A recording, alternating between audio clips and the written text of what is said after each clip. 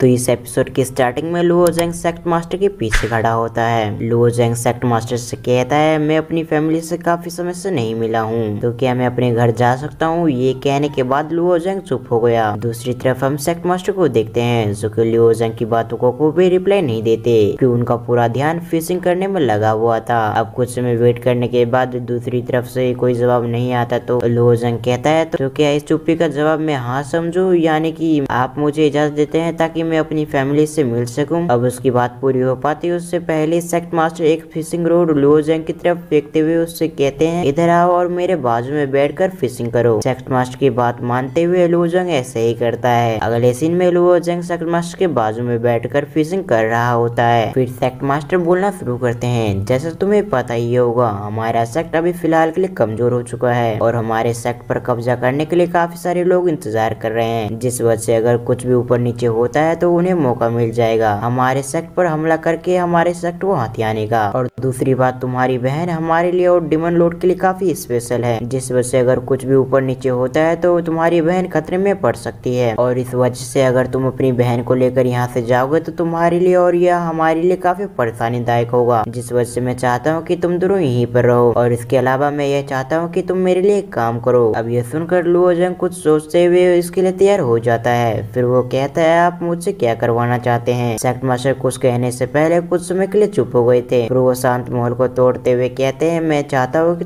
तुम डियान पैलेस में जाओ और वहाँ पर जाकर तुम उनकी जासूसी करना और हमें आकर इन सभी चीजों के बारे में बताना, क्योंकि मुझे ऐसा लगता है जो इस सेक्ट पर हमला कुछ समय पहले हुआ था वो उन्हीं लोगों ने किया था। तुम्हें वहाँ पर अपने आप को कल्टीवेट करके वहाँ पर अपने आप को एग्जिस्ट कर लेना होगा, जिसके बाद तुम वहाँ की गुप्त खबरें हमें ला कर देना ताकि हम उनके कुछ करने से पहले तैयार रहें और उनके हर एक मूव का जवाब हम दे सकें। और तुम चिंता मत करो, वहाँ पर जाने की सभी सुविधा हम कर देंगे। वैसे भी ये तुम्हारी बहन से रिलेटेड है, जिस वजह से मुझे ऐसा लगता है तुम्हें ऐसा करना चाहिए। अब अपनी बहन के लिए लुओ जेंग इसके लिए तैयार हो जाता है क्योंकि वो अपनी बहन को किसी भी प्रॉब्लम में नहीं देख सकता था। लुओ जेंग को जाने के लिए तैयार करके सेक्ट मास्टर कहते हैं, तो ठीक है, फिर हमें अब चलना चाहिए। ये कहते हुए वो दोनों वहाँ से निकल गए। अब अगले सीन में हम लुओ जेंग और सेक्ट मास्टर को देखते हैं। सेक्ट मास्टर उन सभी से कहते हैं, अब तुम्हें जाना होगा क्लाउड सेक्ट के अंदर इस कंपटीशन में पार्टिसिपेट करने के लिए। तुम जैसे जैसे जीतोगे वैसे वैसे तुम्हारी रैंकिंग भी बढ़ती जाएगी और उस मुताबिक तुम्हें रिसोर्स प्रोवाइड किए जाएंगे, जिस वजह से तुम अपने आप को कल्टीवेट करके तुम अपनी कल्टीवेशन को और भी बढ़ा सकोगे और इस तरह तुम पावरफुल भी बन सकोगे। सीनियर तियान लुओ जेंग को चैलेंज करते हुए कहते हैं, अगर 1 वर्सेस 1 मुकाबला हुआ तो ये मैं ही जीतूंगा। मुझे याद है लास्ट टाइम तुम मुझे हरा कर जीत गए थे और फर्स्ट पोजीशन पे आ गए थे, लेकिन इस बार ऐसा नहीं होगा। वो सभी ऐसे बातें करते हुए एक जगह पे आ गए। सेक्ट मास्टर किसी फॉर्मेशन को एक्टिवेट करते हुए अपने हाथों में किसी टाइप को कुछ ले आते हैं। हम देखते हैं उस फॉर्मेशन की एक्टिवेट होते ही वहाँ पर काफी मात्रा में एनर्जी जमा होने लग गई और वो सभी स्पेशल एनर्जी आसमान में जा रही थी और वहाँ पर दूसरी डायमेंशन का दरवाजा खुलने लग गया। जल्दी वहाँ पर एक पोर्टल खुल गया। सेक्ट मास्टर उन सभी से कहते हैं, क्लाउड सेक्ट जाने का पोर्टल खुल गया, अब तुम इसके जरिए क्लाउड सेक्ट के अंदर एंटर कर सकते हो। ये सब कहते ही वो सभी अगले ही पल देखते ही देखते उस पोर्टल के जरिए क्लाउड सेक्ट के लिए निकल गए थे। कुछ मुसीबतों को सामने करने के बाद वो सभी क्लाउड सेक्ट के अंदर आने वाले थे। फिर हमारा सीन शिफ्ट होकर एक नई जगह पे आ गया जहाँ पर सभी लोग आ चुके थे। वो सभी सेक्ट के हेड एक दूसरे को देखकर अपना आदर दे रहे होते हैं। कुछ समय बाद वहाँ पर कुछ रॉयल फैमिली के यंग मास्टर भी आ गए। वो सभी को ऐसी नजरों से देख रहे थे जैसे कि उनसे ज्यादा ताकतवर कोई हो ही ना। एक एल्डर कहता है, आखिर जुआन भूसेक्ट कब आएगा? अब ये सुनते ही एक एल्डर अपनी पावर का इस्तेमाल करते हुए पता लगाते हैं जुआन भूसेक्ट कुछ समय में आने वाला है। वो बताते हैं सभी को कि लुओ जेंग भी साथ में आ रहा है। अब लुओ जेंग का नाम सुनते ही सभी लोग हैरान हो गए थे। फिर हमारा सीन शिफ्ट होकर कुछ समय बाद आता है जहाँ पर लुओ जेंग अपने सेक्ट के साथ आ चुका था। सेक्ट मास्टर बाकी लोगों से माफी मांगते हुए कहते हैं, इसमें कुछ गड़बड़ हो गई थी जिस वजह से हमें आने में कुछ समय लग गया, लेकिन अच्छा हुआ था कि हमारे साथ लुओ जेंग था, जिस वजह से उसने हमें बचा लिया, नहीं तो हमें सीरियस तरीके से घायल होना पड़ता। ये सुनते ही सभी को एक झटका महसूस होता है। तभी एक एल्डर कहता है, क्या लुओ जेंग की स्पेस को भी नॉलेज है? फिर हमारा सीन शिफ्ट होकर एक लड़की पे आ गया। वो अपने मन में कहती है, मुझे इस पर नजर रखनी होगी, ये फ्यूचर में मुझे उस चीज के काम आ सकता है। तभी एक एल्डर बीच में आते हुए सभी से कहते हैं, हम इन सभी चीज के बारे में बाद में डिस्कस करेंगे, मगर उससे पहले हम यहाँ पर जिस काम के लिए आए हैं उस काम को कर लेते हैं। उसके ये कहते ही सभी एल्डर अपनी पावर को एक्टिवेट करते हुए एक दरवाजा पे फोकस करते हैं। उन सभी के ऐसे करते ही वो दरवाजा खुलने लग गया। तभी सीनियर एल्डर बीच में आते हुए सभी से कहते हैं, इस दरवाजे के अंदर काफी सारे रिसोर्स के साथ साथ ट्रेजर रखे रखे हुए हैं जिसे लेने में तुम्हारी जान भी जा सकती है और तुम्हारे पास 10 घंटों का वक्त रहेगा।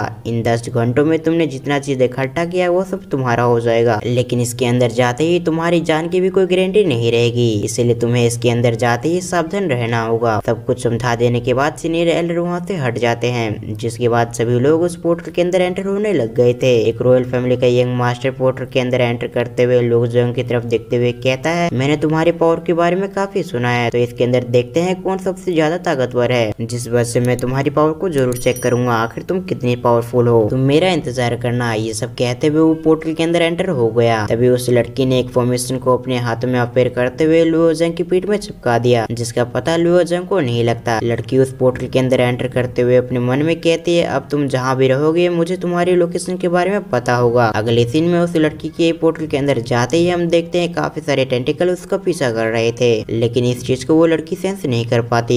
कुछ समय बाद अचानक से वो टेंटिकल्स उस लड़की पे हमला कर देते हैं, लेकिन हम देखते हैं उस लड़की ने सही समय पर अपनी पावर को इस्तेमाल करते हुए उन सभी टेंटिकल्स को फ्रीज कर दिया और एक झटके में उन सभी टेंटिकल्स को खत्म कर देती है। अब फिर कुछ कदम बढ़ाते हुए उन सभी टेंटिकल्स ने फिर से उस लड़की पे हमला कर दिया। इस बार हम देखते हैं वो मात्रा में बहुत ज्यादा होते हैं। अब ये दिखाता ही हमारा सीन चेंज हो गया। अगले सीन में हम लुओ जंग को देखते हैं, जिसका पीछा भी काफी सारे टेंटिकल्स कर रहे थे, लेकिन तभी लुओ जंग किसी इल्यूजन में फंस गया। हम देखते हैं वहाँ पर डिमन लॉर्ड क्यूंग आ चुका था। वो लुओ जंग से कहता है, मैं तुम्हारे अंदर का बुराई हूँ, क्या तुम मुझे खत्म कर सकते हो। ये कहते हुए उसने डिमन लॉर्ड के क्यूंग का रूप ले लिया और फिर लुओ जंग पे हमला करने लग गया। ये देखते ही लुओ जंग काफी गुस्से में आ चुका था, क्योंकि उसी की वजह से उसकी बहन को कैदी की तरह जिंदगी जीना पड़ रहा था। लेकिन लुओ जंग जब भी उस पे हमला करता तो वो रेड फोक में कहीं गायब हो जाता, जिस वजह से उसे भी कुछ समझ में नहीं आ रहा था आखिर उसके साथ क्या हो रहा है। दूसरी तरफ वो आइस लेडी लुओ जंग की एनर्जी को महसूस करके कहती है, ये तो वही लड़का है। फिर वो लुओ जंग की तरफ आने लग गई। अगले सीन में लुओ जंग आइस लेडी के सामने होता है। लुओ जंग को ऐसा लग रहा था कि आइस लेडी उसकी दुश्मन है, जिस वजह से उसने उस पे हमला कर दिया, लेकिन हम देखते हैं आइस लेडी ने उस पे कोई भी मूव नहीं किया। उसे पता होता कि लुओ जंग किसी इल्यूजन में फंसा हुआ है, जिस वजह से लुओ जंग को बाहर निकालने के लिए उसने लुओ जंग को पूरी तरह से जमा दिया। अब इसी के साथ ये पार्ट यहाँ पर एंड होता है। अब अगर आपको ये एक्सप्लेनेशन अच्छा लगे तो प्लीज वीडियो को लाइक करके चैनल को सब्सक्राइब जरूर कर लें और साथ ही साथ बेल आइकन कॉल पर प्रेस जरूर कर दे। तो मैं बोलता हूँ किसी और वीडियो में, जब तक थैंक यू फॉर वॉचिंग।